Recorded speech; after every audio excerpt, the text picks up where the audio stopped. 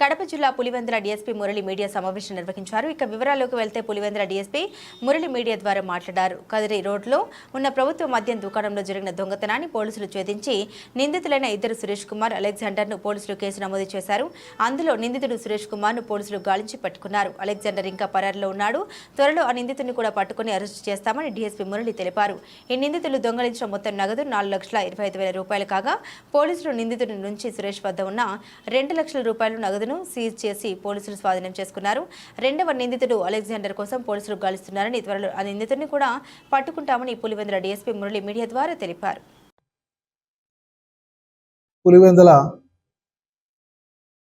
పులివెందుల కదిరి రోడ్లో ఉన్న wine shop, government wine షాప్లో ఒక దొంగతనం జరిగింది. అది 4,26,000 రూపాయలు దొంగతనం పోయిందని చెప్పి సంబంధితమైనటువంటి అధికారులు మనకు కంప్లైంట్ ఇచ్చారు. ఆ కేసు కూడా నమోదు చేసుకున్నాము. ఆ కేసు నమోదు చేసుకున్న తర్వాత ఆ కేసు దర్యాప్తును ఒక పార్టీని, స్పెషల్ టీంను ఫామ్ చేశాము.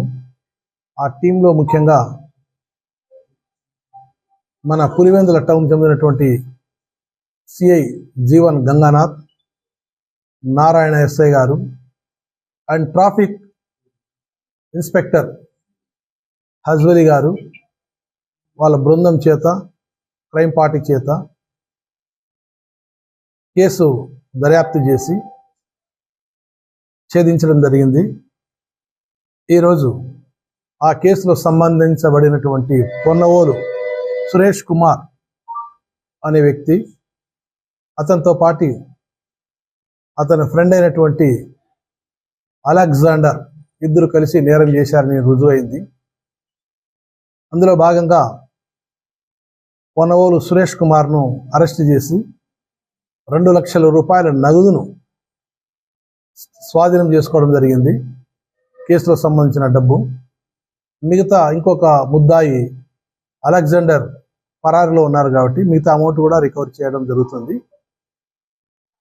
ఈ కేసు ఛేదించినటువంటి మా సిఐ గారికి, ఎస్ఐలకు అందరికీ, మా జిల్లా ఎస్పీ హర్షవర్ధన్ రాజు సార్ గారు, IPS,